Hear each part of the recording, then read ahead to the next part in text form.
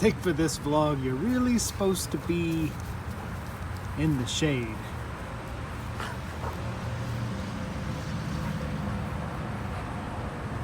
I think it's hot in the shade, not in the direct. Whatever.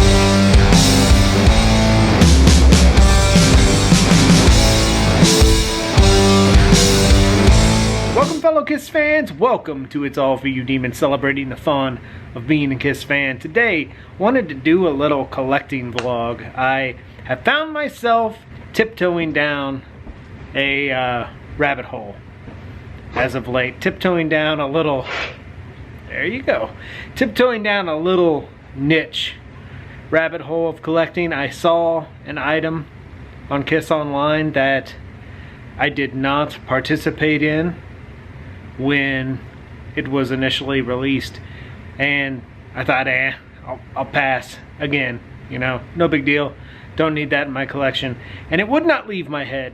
It stuck in my brain, and every night I'd go to bed, I would think about this little piece of merch, and every morning I woke up, I'd still think about it. And so I was like, screw it, I'm gonna get it. And I pulled the plug, and it's kind of opened the door for a little niche rabbit hole of collecting. And it's non-makeup, and to me, you know, that's a touchy issue. A lot of people, you know, it's only a coin. If you're collecting Kiss, it's only a coin, it's only Makeup Era. But I think personally, me, Large Marge, you can have fun collecting non-makeup as well. Let's talk about that today. Were you the little booger making all the noise? Yep. So I started to piece together all of the collectible fun that I have. First off, my ticket stub from the concert. In high school, I had this taped to an ad for the Hot in the Shade tour. I need to re-find this ad because over time I took the ad off the wall, and you can see it has been torn to pieces, but the ticket still intact. Very faded, May 12th, 1990, but also very faded is my Hot in the Shade tour t-shirt. And what kind of caused me to focus my attention on this origin era of collecting fun was this Hot in the Shade keychain that was on the Kiss shop. I personally have sort of been asleep when the bundle versions of the anniversary packages come out on kissonline.com. Rock and Roll Over was really the only one I regret missing, but the Hot in the Shade one was pretty fun. It had this keychain, I believe a shirt, a hat, and the colored vinyl. Now I was able to pick up one of the colored vinyls, and this is absolutely breathtaking. I love this colored vinyl. This is probably, besides Dynasty, my favorite colored vinyl purchase of the band. So I was able to kind of sort of piece together this anniversary bundle package. And the thing I think I love the most about this keychain, when I saw it online, I immediately thought, man, if I was 15 years old at Record Warehouse in St. Joseph, Missouri, I would have definitely purchased this Hot in the Shade keychain because, you know, I would be turning 16 within a year, and I would need a keychain to house my Pontiac Le Mans keys. And what a better way to do it than to celebrate the band's final album of the 80s, the final album with Eric Carr, and kind of the last representation of that 80s lineup of Kiss that I love, and I think we all love. Now, the t-shirt that was available in the anniversary bundle package looked exactly like the keychain. I did not add that t-shirt because last year I had added this t-shirt to my Hot in the Shade collection, and this t-shirt makes me smile because it is so symbolic of that 1990 era and kind of the horribly bad concert shirts that existed. But this is too much fun to pass up, and I just look at this and it is my teenage years on a t-shirt, and I am immediately transported back to Sandstone Amphitheater and seeing the band for the first time with my buddy Dan. And with all of these magical, warm and fuzzy, nostalgic memories floating around my heart, I thought, what a better escape than the origin fawn of the Hot in the Shade era. And included in the collection is a gift from my buddy Todd, an actual road crew shirt for the team that set up Leon Sphinx at the tour. And this is the Hot in the Shade Team Sphinx Road Crew shirt. That is a whole lot of fun. I absolutely love that. That is so unique to the time that, man, just makes my heart swell with happiness. And thank you, Todd. This is a wonderful, wonderful gift from a dear friend of a dear time in my life. You know, I'm kind of including little exposed, some smashes, thrashes, and hits, which was the album that was out at the time I got into the band. And then, of course, Hot in the Shade, which was my very first real release as a fan. These are awesome in-store promo items. One for Smashes, detailing all the new tracks, a new version of Beth featuring Eric Carr, remixed classics, Love Gun from Smashes. I do enjoy Love Gun from Smashes, but I Love It Loud, I do not understand why they included that cheapened drum sound, but whatever. And Hot in the Shade, 15 new tracks. Both of these just feature the album artwork on the other side, but these are so much fun. I very much recall going into record stores back then and seeing these spin from the ceiling. At one time I did have them on hanging from the ceiling in the Wax Night basement, but they got too heavy and they kept falling down, so ended up putting them in these books. And the Kiss condoms. Hot in the Shade was originally going to be titled Condom Nation and include a package of condoms. Of course, the title was changed, and these condoms were sold at the Revenge shows. This was purchased at the Revenge show in St. Joseph, Missouri, November 10th, 1992.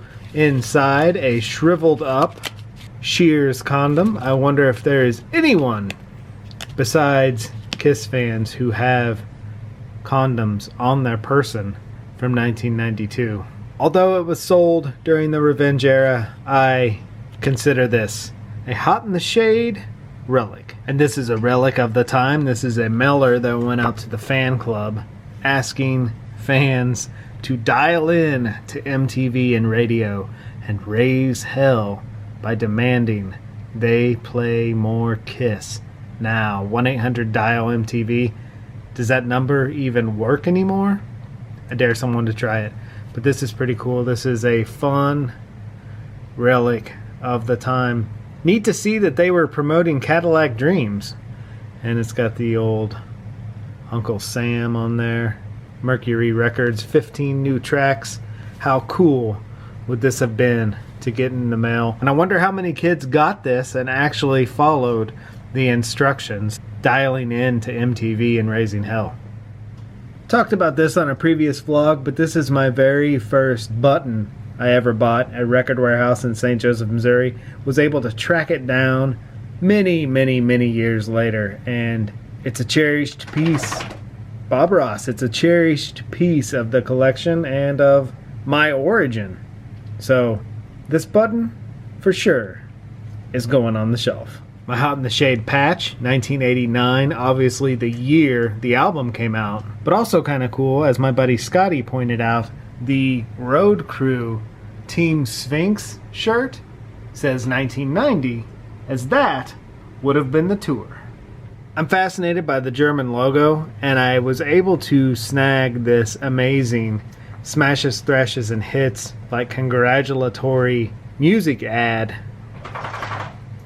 Second Bob Ross from EMI, Germany, congratulating Kiss on 15 years of success, and it has that amazing logo there on the license plate, and on the back is an ad from Electric Lady Studios. So I thought this would fit in perfectly for my Smashes era, and while we talk Smashes, you cannot forget my very first CD ever purchased from the band, and that wonderful fold down the middle, protecting my beloved newfound rock band from my mother's 700 Club, Vengeance.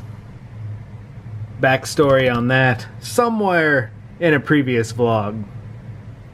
And one last piece I did not own back in the day, but if I knew existed, I would have been all about it, because in the year 2020, at the age of 46, I was all about it, and it just showed up in the Wax Night basement, and I couldn't be happier. And it is this, the Smashes, Thrashes, and Hits 15 Years of Kisstory picture disc. And oh man, I love this so much. This just reeks of that era. I imagine seeing this at Record Warehouse and just having to own it. Side A, side B,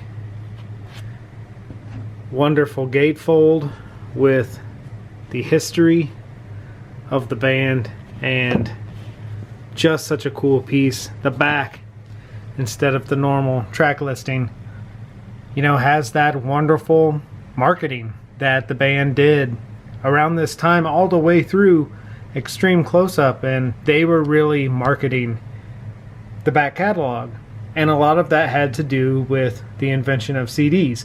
At the time when I bought Smashes, the only CDs I owned in my collection were Poison, Open Up and Say Ah, Smashes, Thrashes, and Hits, and Van Halen 1. And I remember in these early days with my friend Brett and Dan, you know, collecting the back catalog on compact disc was a goal. That was a trek we were all on. And just seeing this, you know, even though I didn't own this album back then, I just imagine just that back cover, almost kind of using it as a trading card checklist. You know, I've got Smashes on CD, what next? And it's that kind of fun. This album is hugely, hugely important to me. I've said that millions of times. And I get very sentimental about this record around November, holiday time, because holiday break, my freshman year of school, I dove into this record head first and did not come up for air for quite a time. And it was just an amazingly fun time in my life. And you know, finding this picture disc proves to me that I can still collect this era. It's not as fun as the Aucoin era, I get it, but in a way it's more wholesome, and it's more, for me at least, more wholesome, more ingrained in my youth. And to me, that's pretty special. And here is a look at the two rabbit hole shelves. The Disco Rock sister album rabbit hole, and of course my Origin rabbit hole. Got all the magazines back there. It's not much, but it's fun. Got all the magazines back there, my button, my keychain, my Hot in the Shade paraphernalia, and a whole lot of fun. Had to shut off the lights for this, but have to give props to my buddy Aaron for this wonderful Demon Boot poster, and perfect placement right next to my little rabbit hole shelf. This is the poster I stared at many a day at Record Warehouse, wanting so badly to buy this poster, wanting so badly to be a part of this fandom, and this is the perfect place for it. Right next to my little niche shelf. I thank you for hanging out with me today and just talking these non-makeup years. I think these years should be appreciated, and they are appreciated in the Waxnet basement. And I feel a resurgence coming with the release of the ASYLUM anniversary. Hopefully we'll get some cool stuff, and you know, this era will get its due. I love this era. It's my origin, and to me, there's a whole lot of fun within. Be good to your babies. Spay, neuter, microchip. It is hot outside. Very hot. Humid as all get out. Keep them safe. Keep them hydrated. Take care. Be safe. Wee! Look at her blowing out those jabberjaws.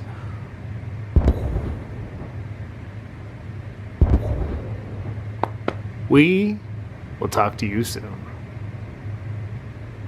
Oh yeah, and if you'd like to be a pen pal, details below. We'll send you some Large Marge Pee Wee swag. Girls, we might need to make a Hot in the Shade era sticker. Your head next to the Sphinx, reflected in the glasses. What are you thinking? Sound good? Sounds good.